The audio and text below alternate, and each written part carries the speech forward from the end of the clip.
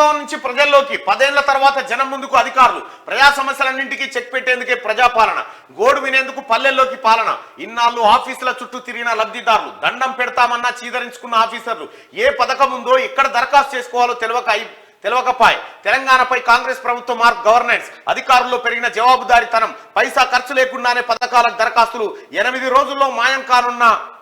లబ్ధిదారుల తిప్పలు శబాజ్ సీఎం రేవంత్ అంటూ క్షేత్రస్థాయిలో కితాబిస్తా ఉన్నారు ప్రజలు గృహజ్యోతి ప్రతి కుటుంబానికి 200 యూనిట్లు ఇక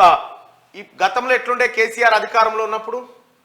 వాళ్ళ ఇంటి చుట్టూ టీఆర్ఎస్ నాయకుడు సార్ జరగదు ఒకటి మాకు పింఛన్ వస్తలేదు సార్ మాట్లాడతా పో మరి అది అట్లుంటుండే ఇవాళ అధికారులు కూడా ప్రజలను కలవకపోయేది ఇవాళ ఏమైంది అధికారులు ప్రజల దగ్గరకు వచ్చి మీ బాధలు చెప్పండి అనే పరిస్థితి క్రియేట్ చేయడమే గొప్ప విజయం తెలంగాణలో ఒక నియంత వ్యవహారాలన్నిటి నుంచి ఒక ప్రజాస్వామ్య యుతంగా పరిపాలన సాగే విధంగా మార్పు కనిపిస్తా ఉంది 10 ఏళ్ల కేసీఆర్ అరాచక పాలనలో జనం మగ్గిపోయారు పేరుకు అప్పటి ప్రభుత్వం పదుల సంఖ్యలో ఫేక్ పథకాలను తీసుకొచ్చింది కానీ ఆ పథకాలకు ఎలా ఎక్కడ ఎప్పుడు దరఖాస్తు చేయాలనే తీరుతెన్నులు తెలియక పడిన నరకయాతన అంతా ఇంత కాదు దాదాపు 10 ఏళ్ల పాటు ప్రజలకు పాలన ఆమడ దూరంలో నిలిచిపోయింది తినేందుకు తిండి లేక చేసేందుకు పని లేక తమ బాధల్ని వినేవారెవరు లేక పేద మధ్యతరగతి కుటుంబాలు పడిన వేదన చెప్పతరం కాదు సాక్షాత్తు సీఎం కన్నా చెప్పుకుందామంటే దొర గడీల నుంచి ఏనాడు దొర గడీల నుంచి ఏనాడు కాలు బయట పెట్టి ప్రజల మధ్యకు వచ్చింది లేదు ఏదో దసరాకో దీపావళికో అన్నట్టు ఏడాదికోసారి జనం మధ్యలోకి వస్తే చుట్టూ మంది మార్బలమే గుమిగూడేది దీంతో జనం గోడు వినాలని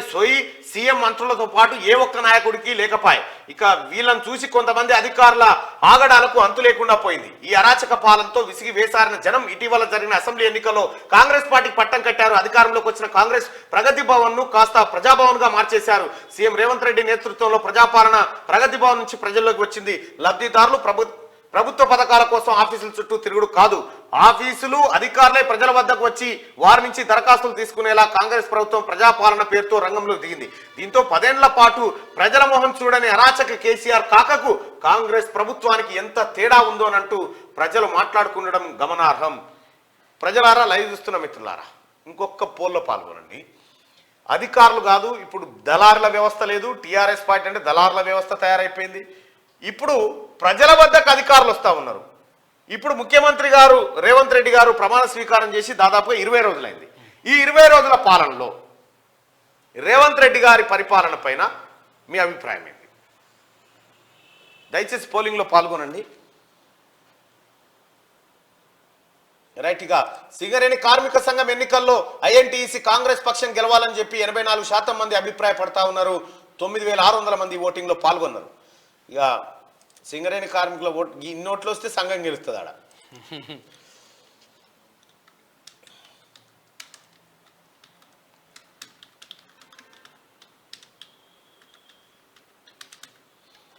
రైట్ కాంగ్రెస్ పరిపాలన 20 రోజులైంది 20 రోజుల్లో కాంగ్రెస్ పార్టీ పరిపాలన పైన మీ అభిప్రాయం ఏంది 20 రోజుల సీఎం రేవంత్ రెడ్డి మరియు కాంగ్రెస్ పాలన ఎలా ఉంది కాంగ్రెస్ పాలన బాగుంది అనుకునే వాళ్ళు బాగుంది అని ఫస్ట్ ఆప్షన్ కాంగ్రెస్ పాలన బాగలేదు అనుకునే వాళ్ళు రెండో ఆప్షన్ చూస్ చేసుకోండి దాదాపు 400 మంది ఈ ఓటింగ్ లో పాల్గొన్నారు ఇప్పుడు 600 మంది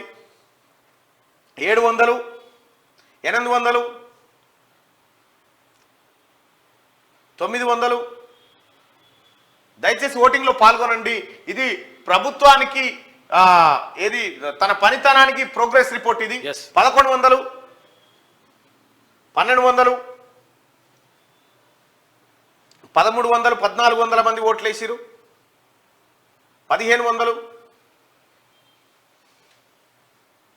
1600 పోస్ట్ కనిపించడం లేదంటారు కాంగ్రెస్ పాలన బాగుందా బాగలేదా అనేది ఈ ఆప్షన్స్ లో కూడా కనిపిస్తా ఉంది దాంట్లో మీరు చీట్ చేసుకోండి 1900 మంది ఓటింగ్ లో పాల్గొన్నారు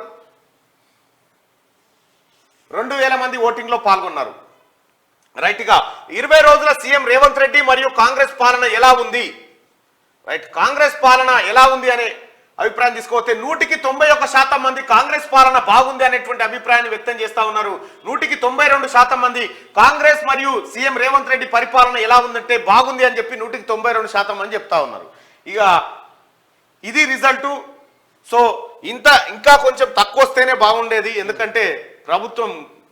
ఒళ్ళు దగ్గర పెట్టుకొని పనిచేసేటువంటి ఆప్షన్ కూడా ఇవ్వాలి మీరు.